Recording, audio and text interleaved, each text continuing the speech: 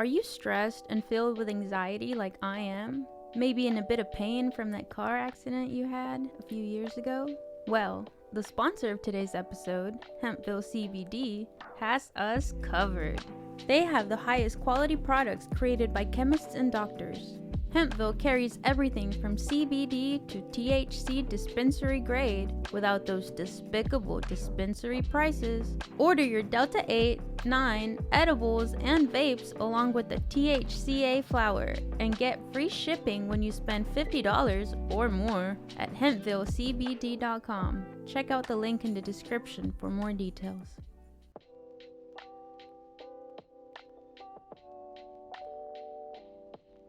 Welcome to the Filmmakers, the double feature podcast. Join us as we unravel the interwoven experience of the continuous conversation of cinema. Take part in pairing movies with their cursed counterparts, movies that share DNA, or even pairing questionable duos by joining our Patreon at patreon.com/filmmakers. We offer tiers at the $1, $5, and $20 level, where the $5 tier will grant the ability to request films to further the discussion. So grab some popcorn, sit back, and get ready to join the 100-year conversation. This is the Filmmakers, where movies are more than just entertainment, they're an experience.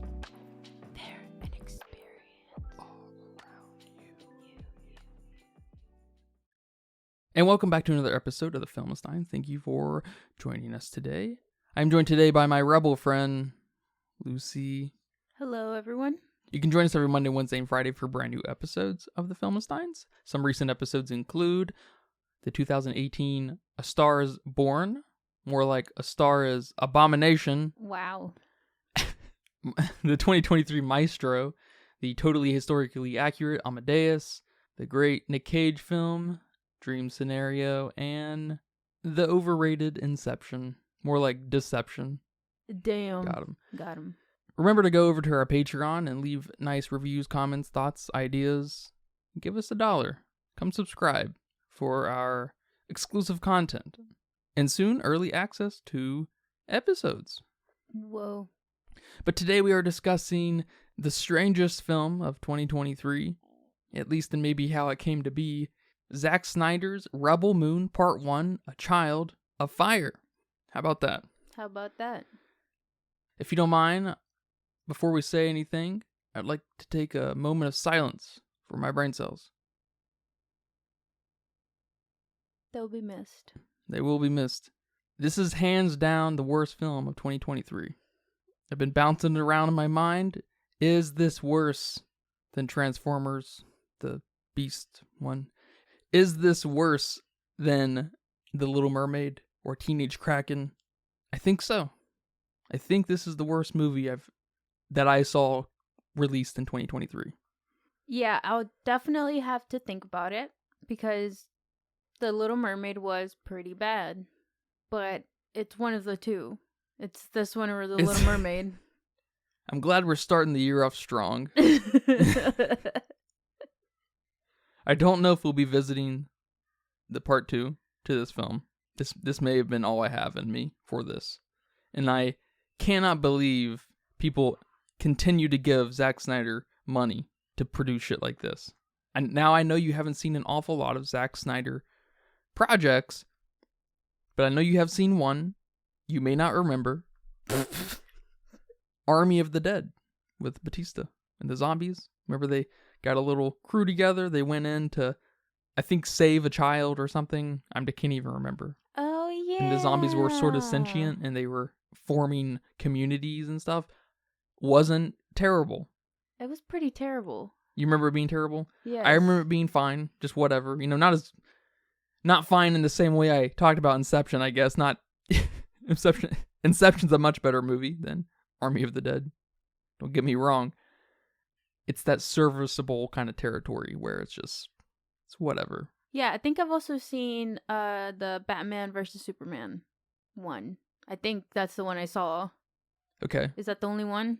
Is that the only Batman versus Superman kind of live action thing? Kind of live action. Yeah, that's it. Yeah. You've seen that? Yeah, not cartoon. That's all I'm trying to say. I'm sure there's a cartoon of Batman fighting Superman. Yeah, probably. Sure. Yeah, that one sucked ass. Yeah, I didn't see the whole thing. That was bad. A lot of the Ben Affleck era of DC was pretty rough to get through. I'm not going to lie. I did have a soft spot for a Zack Snyder film in the early 2000s with 300.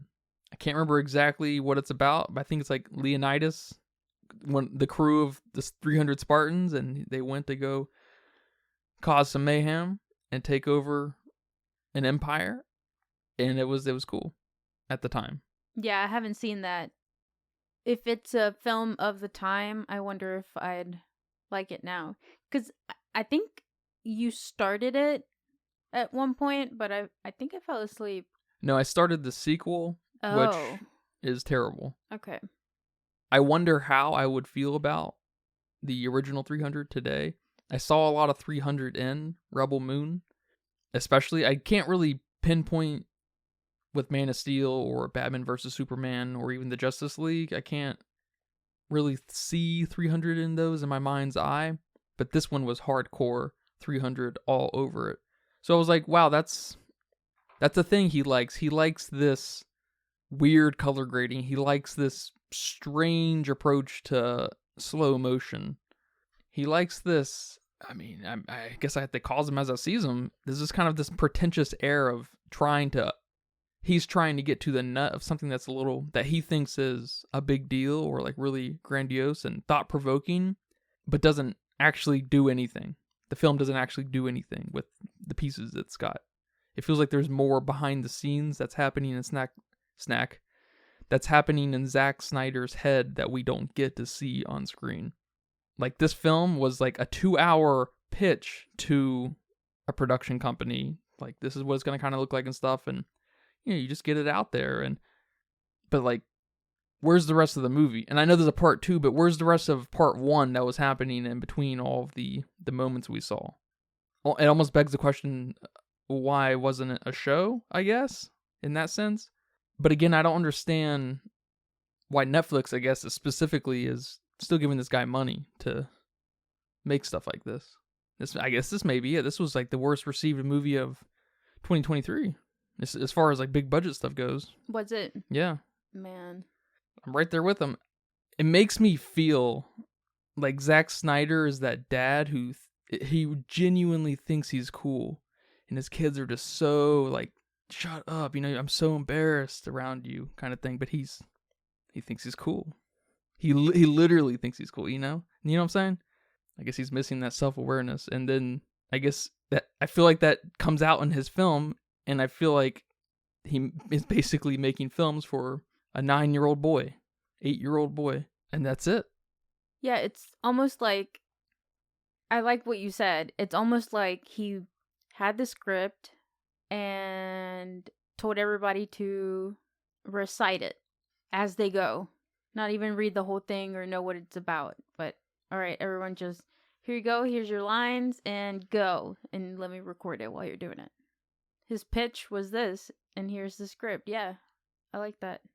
He shot it to guarantee for whoever was making the trailer that the trailer would be, the high point of the movie. Everything felt like trailer material. I wouldn't even go that far. I guess trailers do suck sometimes, so if that's what you mean. Yeah, I just mean kind of It didn't look good. Take anything from that movie and show it to me as a trailer, I wouldn't want to watch that movie. No, I totally agree. I guess I'm trying to think from the angle of Zack Snyder himself, in that he sees this and he's like, this is cool. This is cool. This is cool constantly.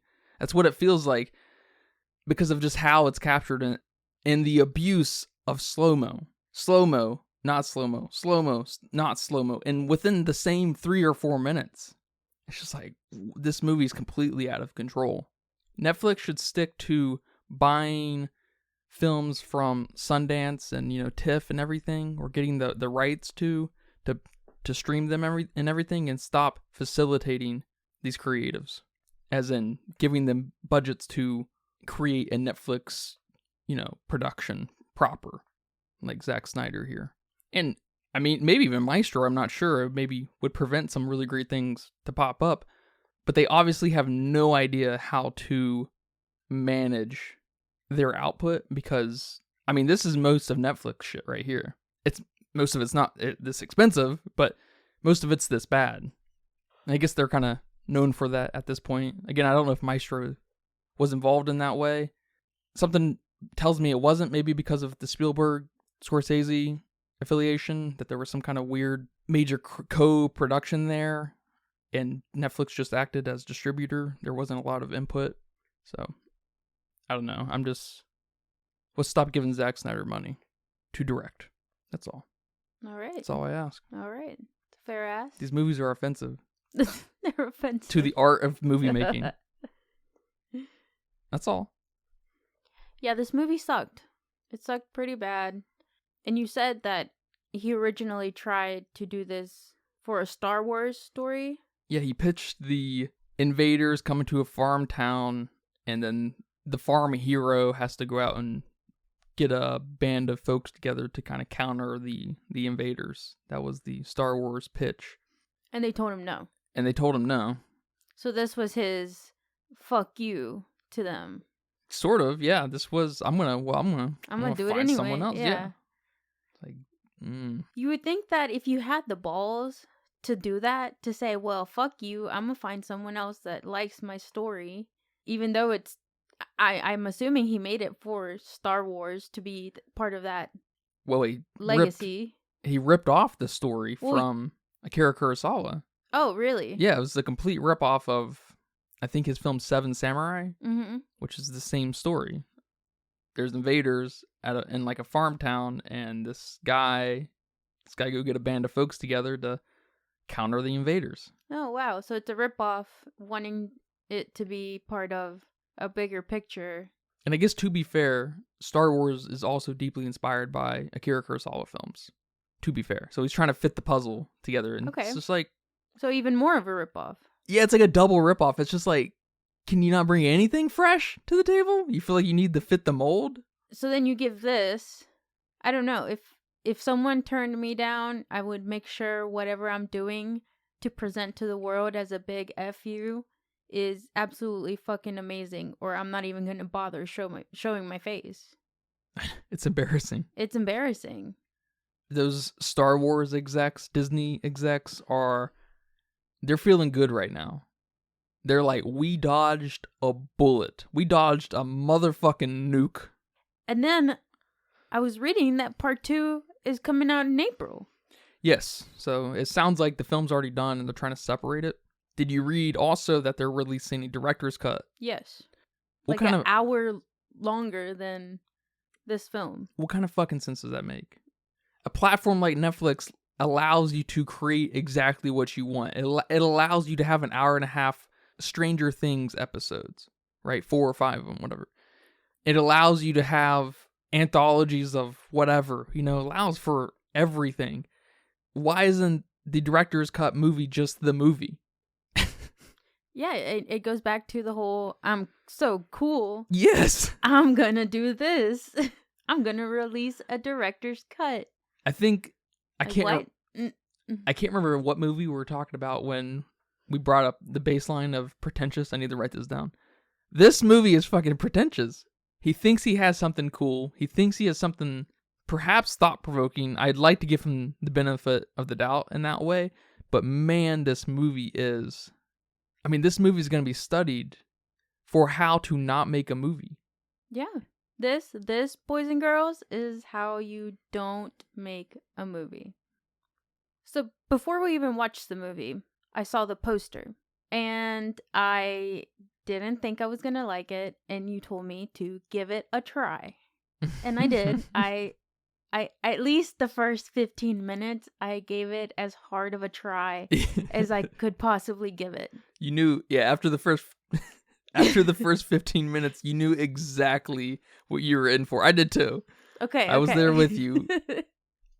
I will give it to Zack Snyder that he knows what his movies are.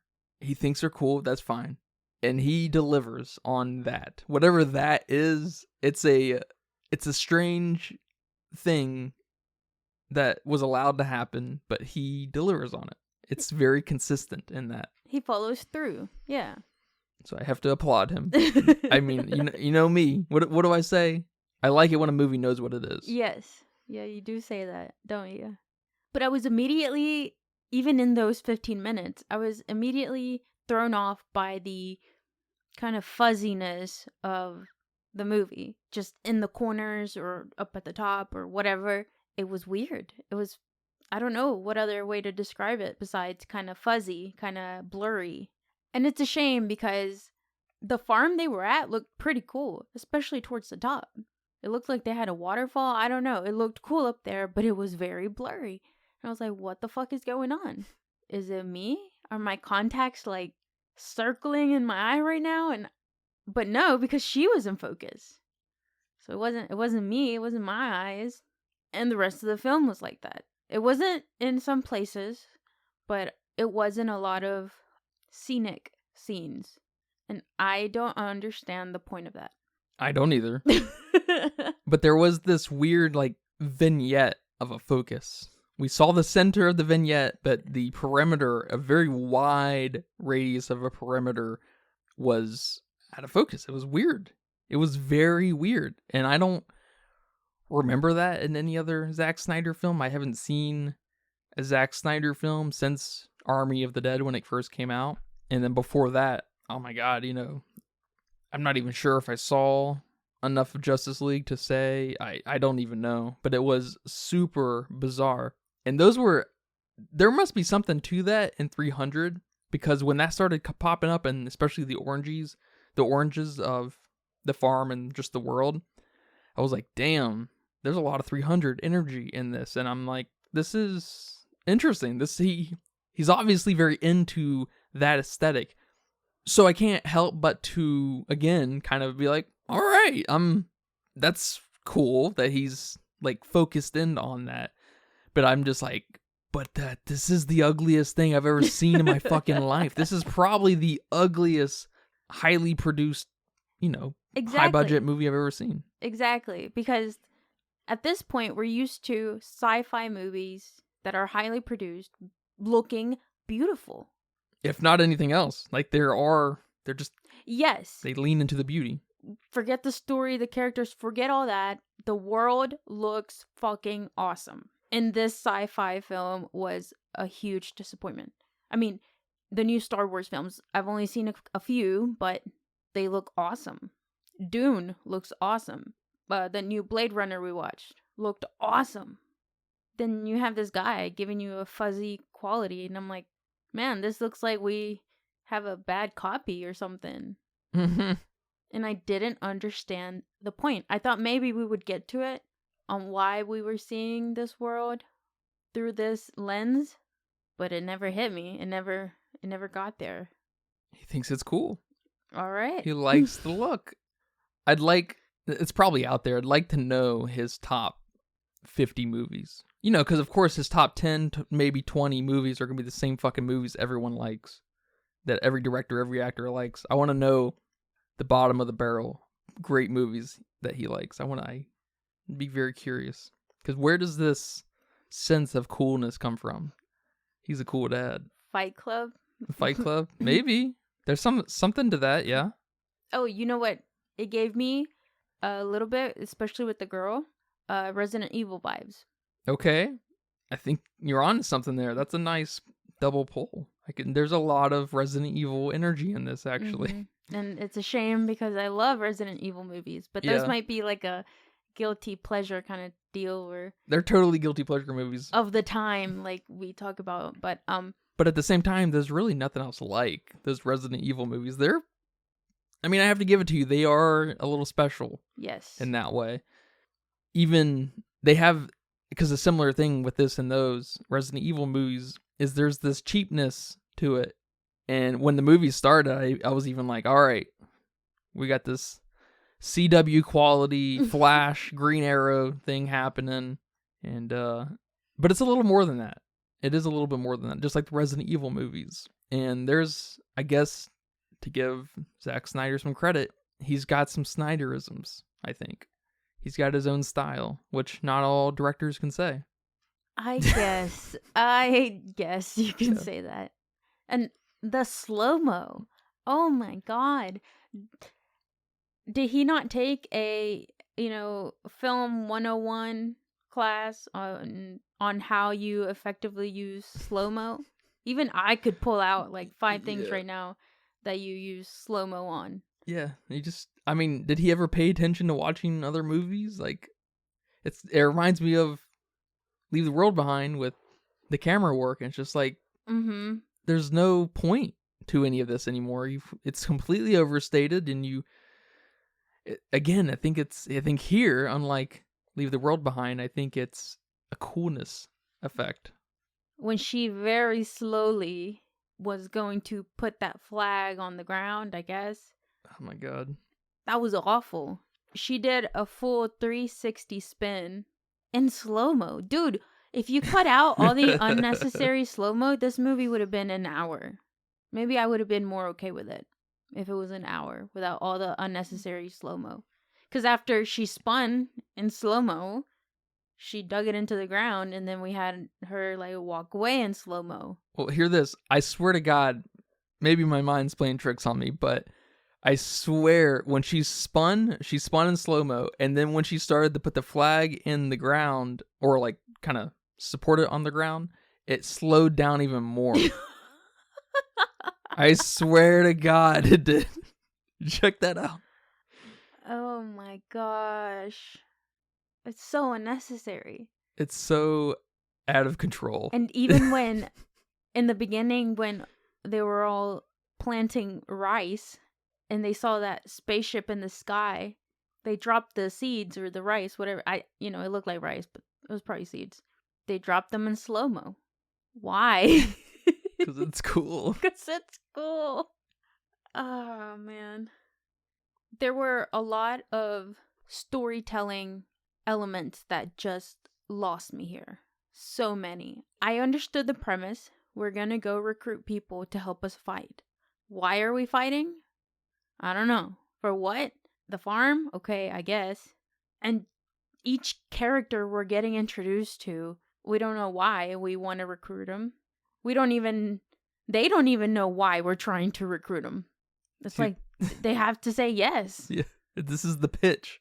Like, we're missing the in-betweens to each. Like, each recruitment would be its own episode in a series. Yes. Of like 6 or 7 episodes. Like One Piece. It was very, go recruit, Nami. Exactly. And, how's a live action anime movie series gonna outdo a very storied director? He's got a lot of history in filmmaking for the last 20 years. Oh my god. Working on massive projects. He obviously knows how to get the work done. He's just not a proper creative when in the director's chair. I mean, I guess he is. He has a vision. He's got an aesthetic, right? He's got something going on, but he's not a storyteller. He's not a cinematographer. And I know he was DP on this. Oh, man. Don't tell me that. And I don't think he really is probably a director, maybe an assistant director kind of oriented person, or like you're a major unit production kind of guy where he helps facilitate the project to get done on time kind of thing, because he's got massive projects under his belt. So he definitely knows to some degree, he definitely knows to a very high degree what he's doing.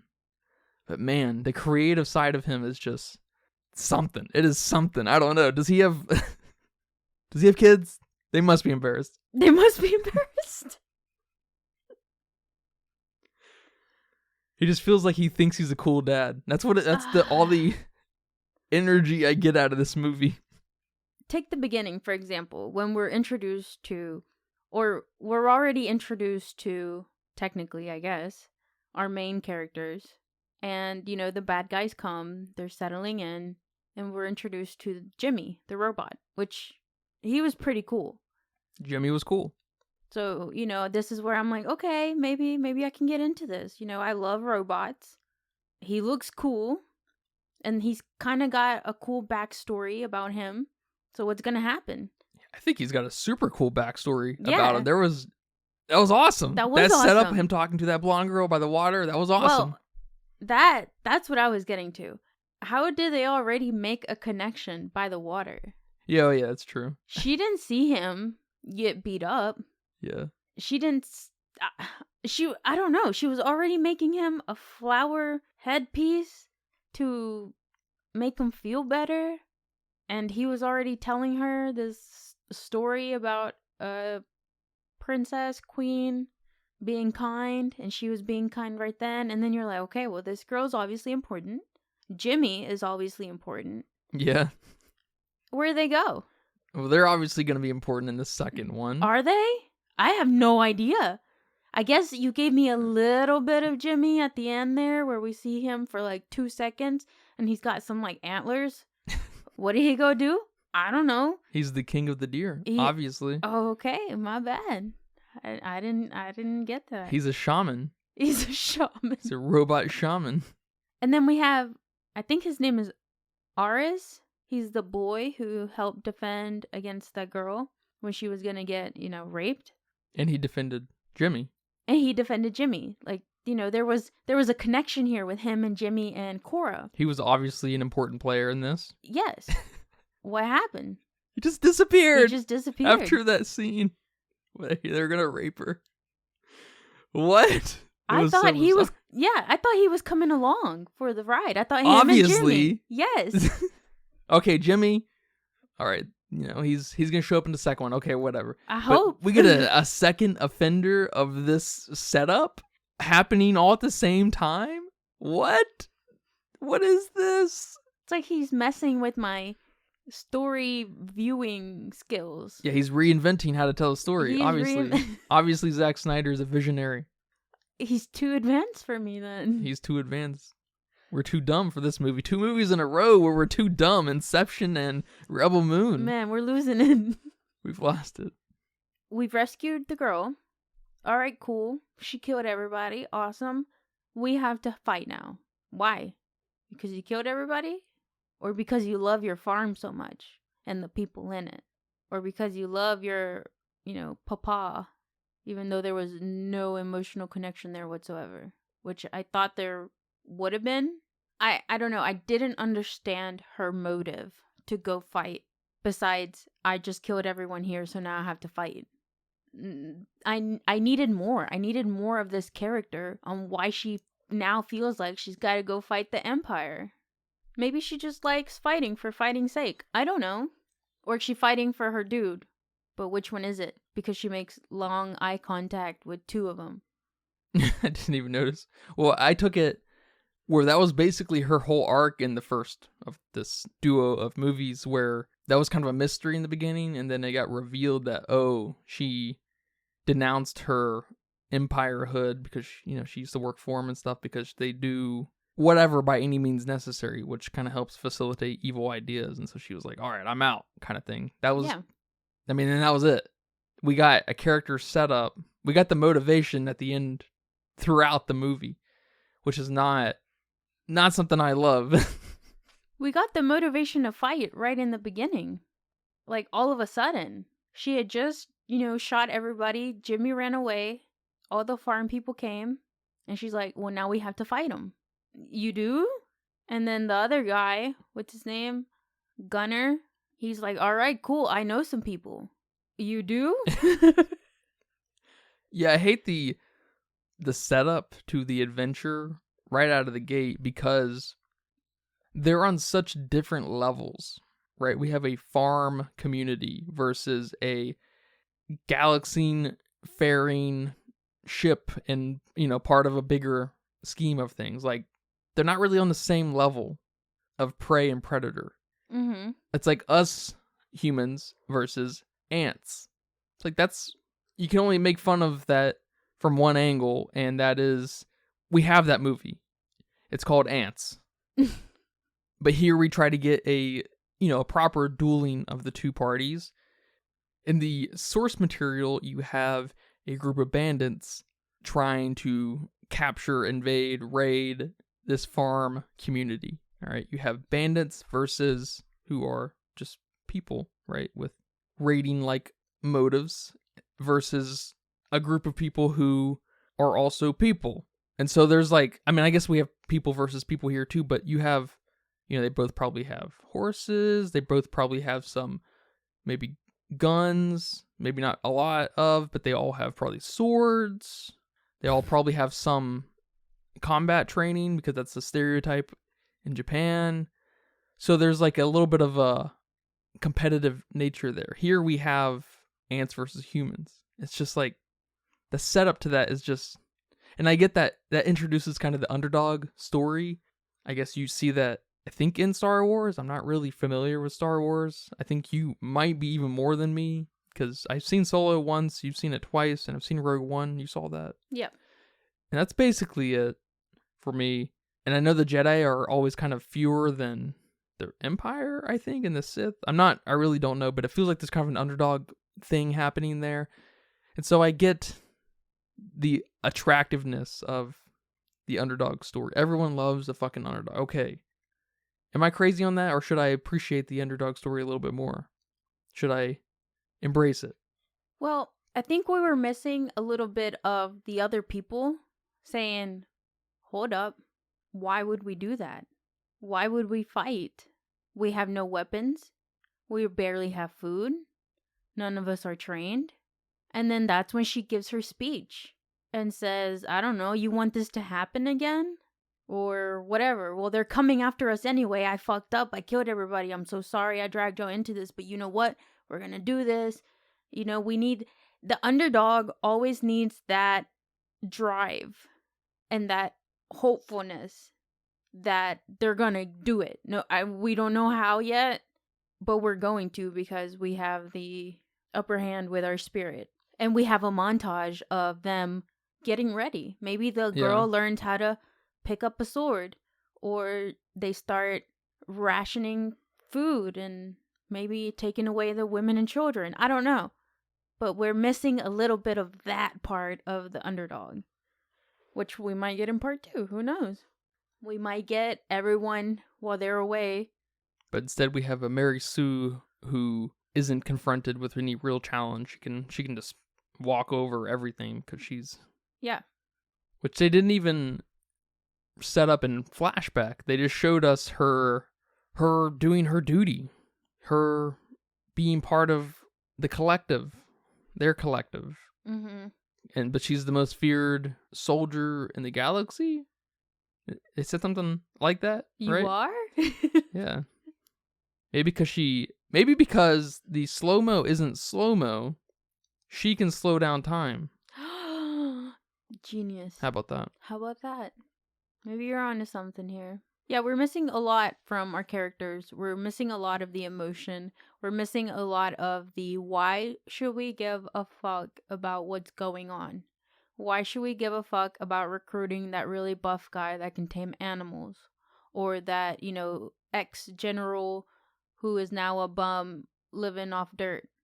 Living in the dirt. Living in the dirt, yeah. That was my favorite shot of the whole movie, when they approached him when he was like in the streets, and he was like covered in ash or something, mm-hmm. and his eyes were just so white, and I was like, oh, okay, it's a decent shot of that guy. I don't know his name. Titus? Yeah, Titus. Why do I care about any of these characters? Why do I care that other guy, Blood Axe, dies? Why are the bad guys actually concerned about them teaming up with each other? Because, at the end they were like, the chick, Titus, and the other revolutionary group, he was like, this is the worst case scenario. We have all these great minds working together. He's like, we need to get this shit done quick before things get out of control. It's like, they're a threat? I mean, I see that they took down an entire ship without a ship. They were just on land. That's true.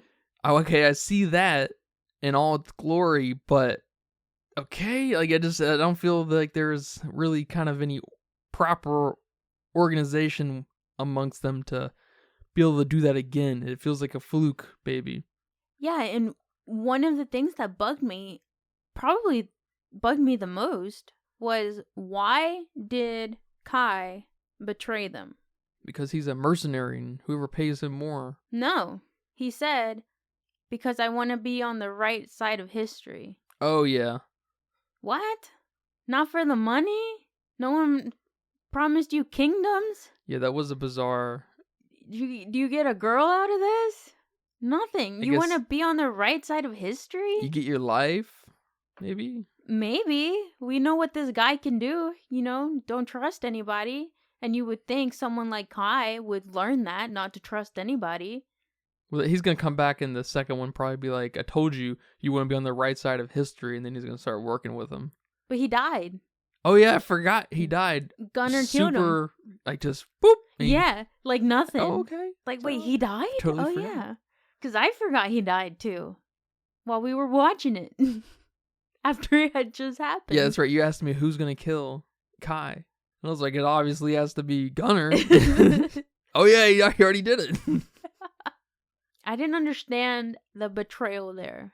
Yeah, that's a weird way to justify your motives. There was no security, or it wasn't even, they were going to kill me and my family, or they were going to destroy my world. I want to be on the right side of history. Oh, dude, who says that? But again, Zack Snyder is a visionary. He's got a whole new way to backstab somebody. He's reinventing storytelling. Yes. He's like, fuck you, Odyssey and Iliad. You know what I'm saying? I just want to be, maybe, in a history book. I don't know. I guess, to be clear, I don't think there is a proper way to tell a story. Like you got to follow this formula, these tropes to get things across kind of thing. I think there's a lot of room and flexibility in how you can tell a story. I think that's obvious, right? And all the great things that have to tell a story, a really great story. I don't think there's any definition to it. But man, this is not one of them. And it doesn't help that the acting sucked ass. The acting was bad. Who was the worst? Who was your worst? Probably the girl. The girl? Cora. Yeah, I was thinking the guy who tamed the animal. Okay. He was pretty bad. I didn't get enough of any of the recruits. That's what I was thinking. And Titus, like I like his cadence, that actor, like his look and stuff. Yeah, sure. But we pick him up, we recruit him, and then after the fight, he says like one thing, and he probably says 30 words in the whole movie. Like, who is this guy? And like towards the end, he started to say something really like motivating or poetic or whatever, and I'm like, oh man, he can talk? Yeah, I know, right? Cool. I thought he was a mute. That would have been kind of cool if he was a mute general. He's that good that he can command without saying. Yeah. There you go. There's some storytelling for you. This film kind of reminds me of a bad video game movie. I guess to hammer home the Resident Evil thing just a little bit, and others. I know, of course, Resident Evil with Mila Jovovich. Is that her name? Yeah. Those aren't proper video game adaptations, of course. But they do kind of tether themselves to the source material. And this feels like it's kind of cut of a similar cloth. And those films, I feel like, also kind of tend to lean into just being overly cool. They try to lean into what does an 8, 9, 10-year-old like. And it's funny you say that because our main girl here, Sofia Boutella? I don't know where she's from. I think she's French. She's French? Oh, no, she's Algerian. She was a model and a dancer. And it reminds me of that girl from The Meg that you don't like.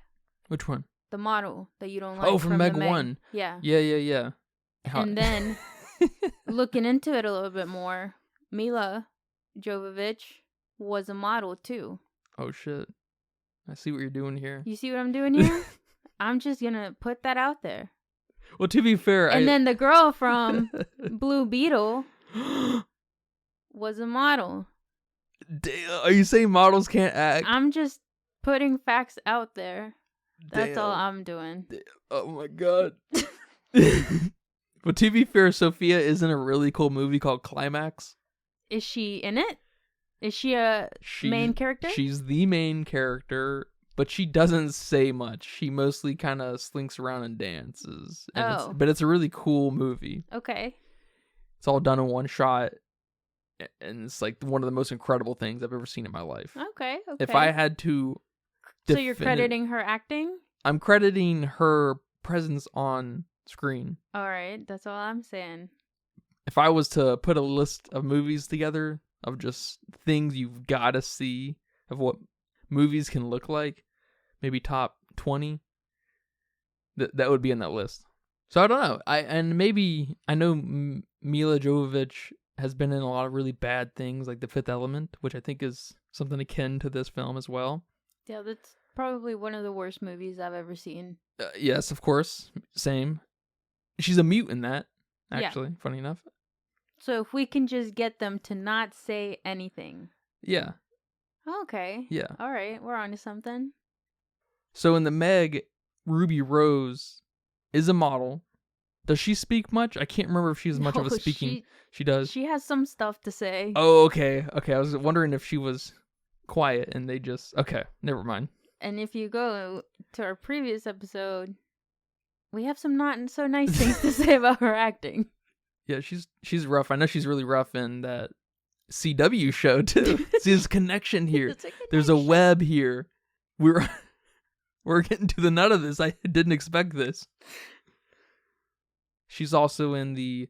How about this? She's also in one of the John Wick films, and she doesn't speak. I can't remember if it's 2 or 3, but it's one of them. She's in chapter 2 of John Wick. She's also in Resident Evil, the final chapter. I don't remember that. I don't either. There we go. The connection only gets deeper. I know. But that's all I'm going to say. I hear you. I hear you. That's very interesting. Yeah, I kind of felt like not only our main girl, but a lot of the other characters talked like they had a teleprompter in front of them and were just reading what they were supposed to say. Because not only was it so emotionless, but it was kind of slow. And there might be something to that, this isn't Earth. They're on a different planet. They're on a moon, whatever they're on. I don't know. It's called Rebel Moon. So maybe he's trying to, like that Will Smith movie about After Earth. Oh, yeah. That they speak kind of weird. So maybe that's what he's trying to do here? I don't know, but it did not come off like that. Just like in the Will Smith movie. Maybe he didn't see it and didn't learn from it. Yeah, I don't reinvent the way people speak unless you are hiring people like Robert Eggers, who have the resources to get linguists involved and, do the research himself. Yeah. So I definitely hear that. As long as they looked cool saying it, that's all that mattered. He was trying to get the coolest look. Gotcha. However they sound is however they sound. They'll pick it up in the booths. I did like some of the creatures we saw. They were pretty cool. Especially the donkey, horse looking things. Those were cool. Those were maybe my favorite next to Jimmy. I like some of the technology they had here. Especially the chairs looking thingies that bound you and you could just kill somebody with a switch or with a key. That was weird. The killing part. They were kind of like Scorpion-esque with like a tail that bound you. I did like those, but the way they went about those scorpion cargo things' purpose in the world were strange because you had your head attached to the top of the scorpion-like tail and they would stick a syringe-like thing in the back of your head, bottom of your head, in your spine or whatever, and it'd kill you, paralyze you, whatever. Like, why? Why? Why was there a slot for it? Like, why didn't you just fucking kill him? It wasn't cool. Zach. That's true. Why was there a choice? But I didn't like the weapons here. And that's one of the coolest things about some sci-fi films. The props, the weapons. I mean, the lightsaber it's one of the fucking coolest weapons ever. The sound it makes, it's awesome. But we gave this guy a fucking cane to beat the shit out of people? They sure did. That's all you had in you? Yeah, I don't... And then the Nemesis chick, the Asian chick, she had some lightsabers look-alike. Mm-hmm. So you couldn't even... be original? No, he's trying to fit a mold without crossing any legal bounds, right? Her introduction was really fucking bad, too. Yes. That might have been the worst. I forgot about that. Yes. With the spider and that whole fight, I was just like, oh no, this is... It felt like we were watching a different movie. A different bad movie.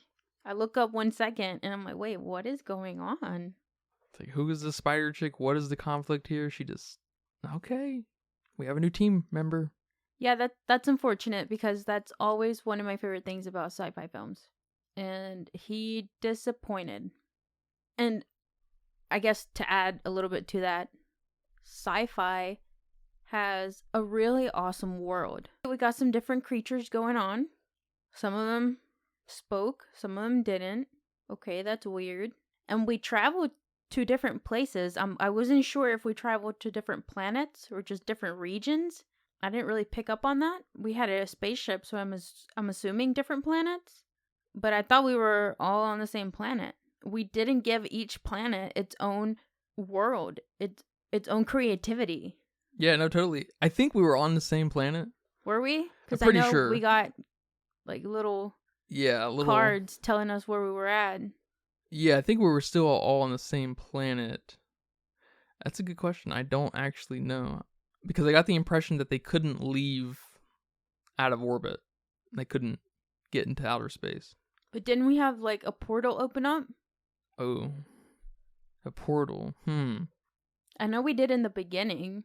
I'm not sure about the other places. Oh yeah, I'm not sure. That's a good question. So maybe because they all kind of look the same, maybe we didn't go to other planets? But if we did, it's definitely a time in a sci-fi film where you can get creative, even if you're on the same planet. Different places could have different looking creatures.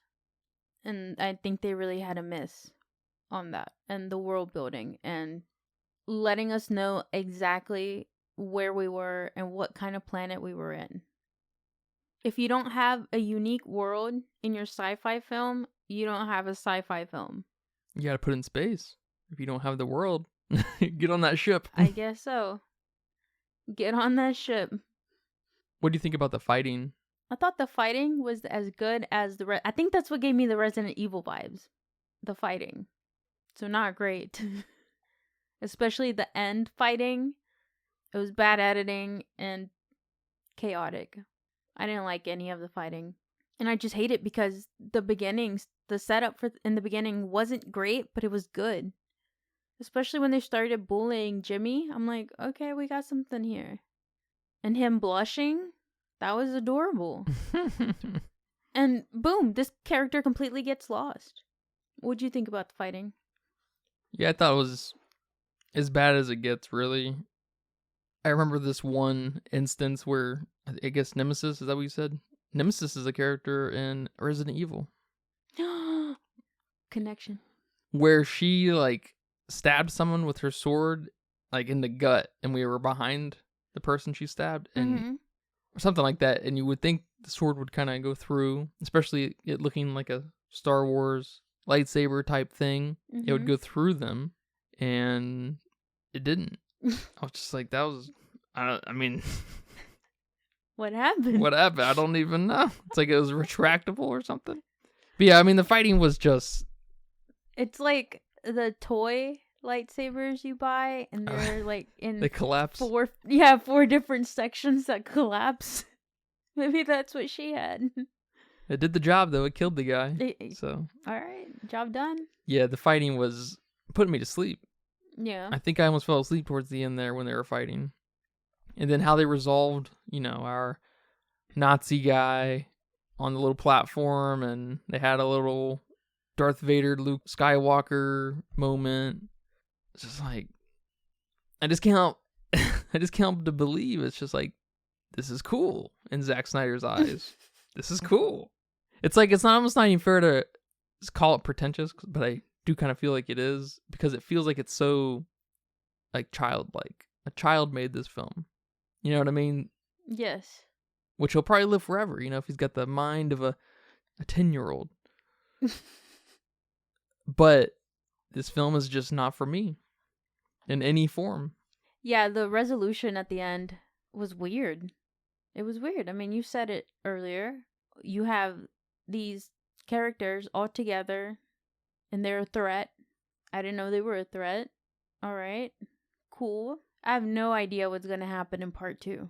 Yeah, I don't know about that setup, that ending there where they bring the guy back. He talks to the main character's like dad, like adopted dad from the Empire, and he's like, we gotta handle this shit quick. They're a problem. I'm like, oh, they are, I guess. All right. And then the Nazi dude's like, all right, well, we'll get to it. We're supposed to get a moment of like he's afraid of his boss. Mm-hmm. It's like, well, I hate that this is the first time we're really seeing. I know it's kind of a reveal, but I hate that this is the first time we're seeing anything that indicates there's any character within these characters. Yeah, this isn't where you do the reveal. The reveal should have probably happened in the second movie. Yeah, or this kind of reveal. You do it later on. And that's when the audience is like, oh, it's that guy. And usually it's a few more movies out when you've had time to develop the characters or give them a tragic backstory. I mean, her backstory is the lamest of all. Yes. I mean, we didn't even get to see her parents get killed. How am I supposed to feel for her? I don't know. I just don't know. I tried to feel, but I felt nothing.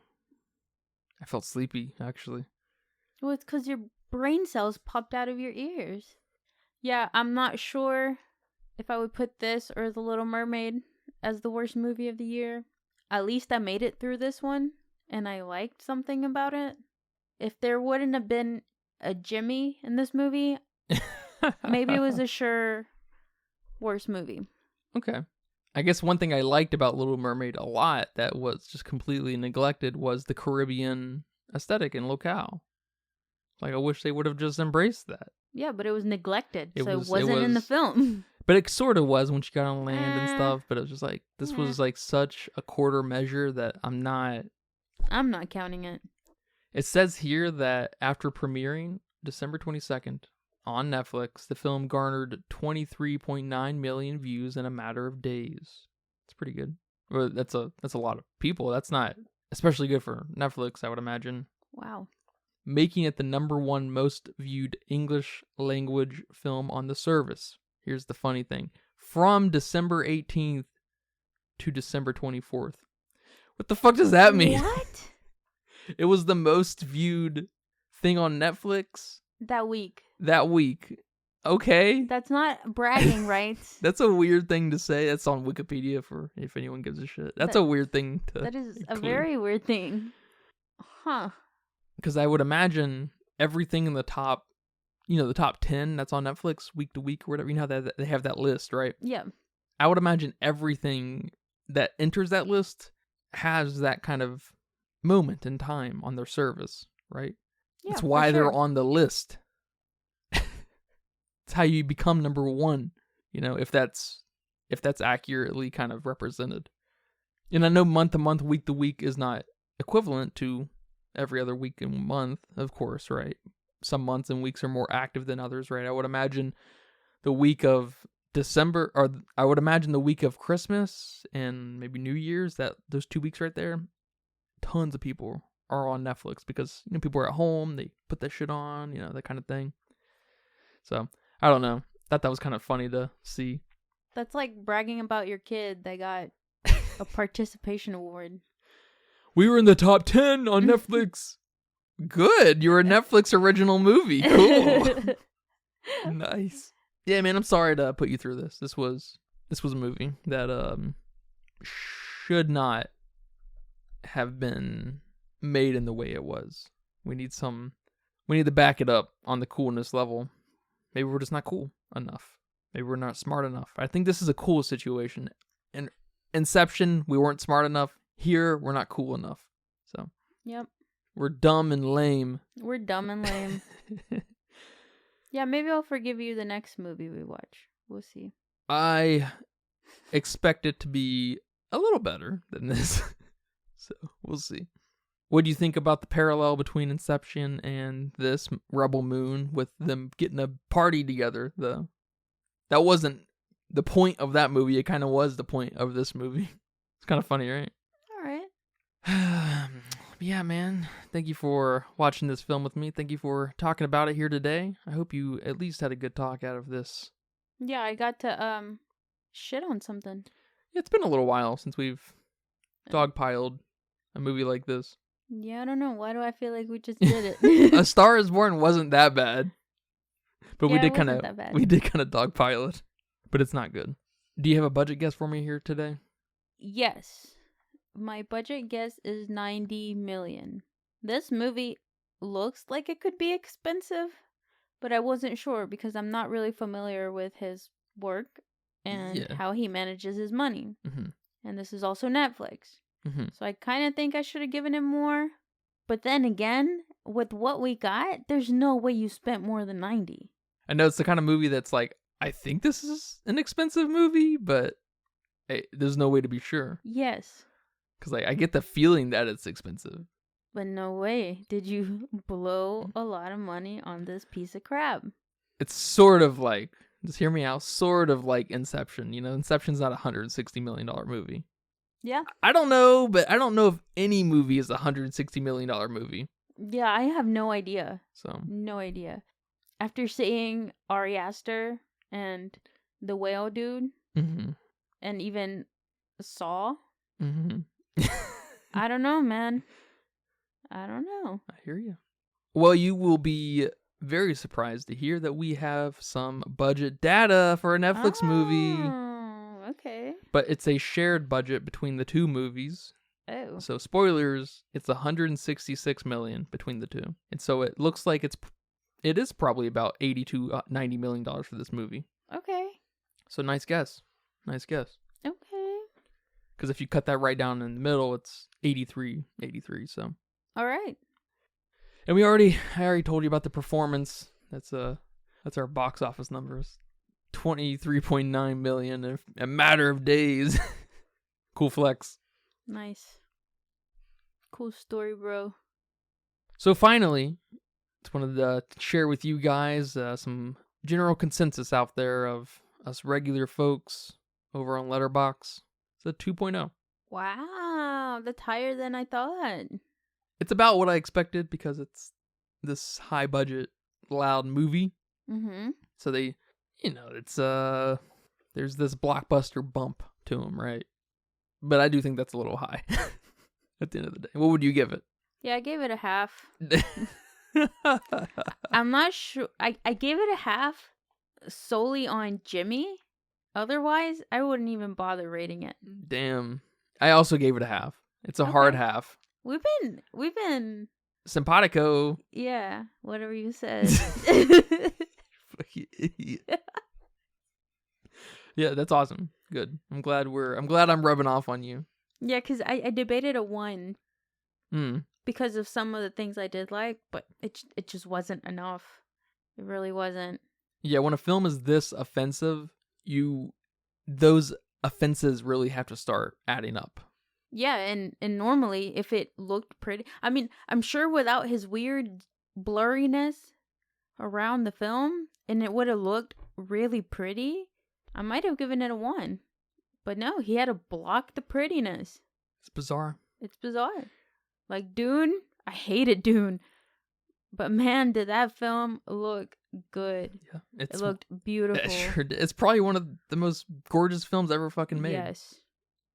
And Blade Runner, same director, of course. Exactly. He knows what he's doing when it comes to making the CG happen. It's unbelievable. It's it's totally breathtaking, really. Yeah, and because of that, 1 is your starting point. And this guy couldn't even give me that. Man.